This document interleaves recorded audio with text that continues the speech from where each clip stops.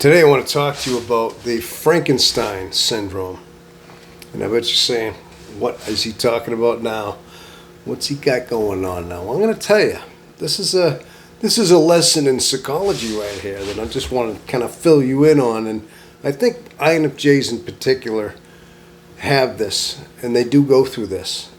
I mean, maybe not uniquely as an INFJ, but I think this is a certain syndrome that, and as I unfold this story, I think you'll agree as I tell you this and have it unfold as I explain it.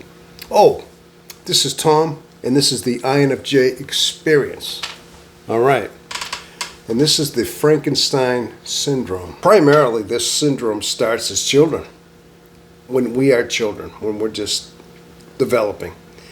And as you know, the INFJ, we understand a lot of things happen in our childhood. We're the introverted kids type anyway, and a lot of times we don't have our parents to turn to. And that's one of the telltale signs of the INFJ child, is that they grew up very introverted, very alone, and with very little people in order to confide in as they grew up. So this is a known thing, is that that's how they grew up as a child. And of course, they spent many a time in isolation even then. And they probably were hiding in who knows where. They might have been hiding in cupboards or in the basement of their house. Maybe not hiding, but just maybe wandering, drifting somewhere in isolation. Just thinking, imagining. And knowing they had nobody to turn to. Knowing that the advice they would be given, they'd probably even be getting punished for thinking some of the things they were. Maybe they'd just be lectured for their mind being not quite right. A lot of things may have happened if they had opened up, and they learned early on, don't open up. Can't open up to your parents. Can't open up to anybody. Because this world doesn't offer the kind of help that they're looking for. So what did they do? They looked toward their mind. They looked toward their introversion. They looked toward people and characters that they've accumulated along the way. They actually might have saw a movie or a TV show, and there was a certain character, maybe a Western cowboy character, that was just somebody that they emulated because they were so brave, because they had a certain stoicism about them. Maybe it was a character in a book, a heroic character from a fantasy book that had a certain unique character about them that made them strong, unique, powerful, and just something that they wanted to emulate. Something about their character. It could have been anybody. It could have been a character in the lyrics of a song. It could have been a comic book character, a superhero. It could have been a lot of things. It could have even been a neighbor a couple of doors down that they knew, that they saw, maybe do something, maybe performed a heroic act once in their life that they always remembered and never saw them again. But they decided to take on that character. They decided to take on that particular heroic act that they witnessed as theirs. So they gathered. They gathered these people, these characters, these fictitious characters.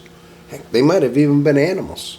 They might have been a heroic dog that seemed to be able to just rescue their family, if you know what I mean. It could have been anybody.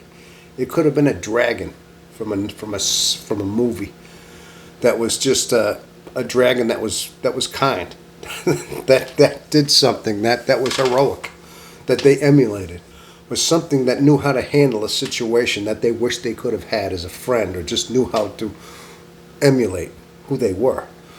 So they'll gather. They will gather these characters, and they will put them all together, and they will take bits and pieces of that character, and they will put together their own unique individual heroic character from every one of the traits that they had accumulated. So that's what I mean now. So this child is now Frankenstein, their own character that they emulate. Now that might be a little deep for you people, but I think as INFJs, you look back in your own history, looking back in your own memory, and we had ways of coping. We had to turn to somebody, had to turn to something. We looked inside our mind So we might have created scenarios, created these characters in our mind from what little we knew of them. But we did. We learned more about them. We learned more about their style, their way of thinking, and the heroic deeds that they did. And in turn, they were added to the collection of protectors, of guardians within our psyche. So we stitched them all together, kind of molded them together, kind of fused them into this one heroic character. The Frankenstein syndrome. That's what we did. That's what we did to cope. That's what the INFJ child did.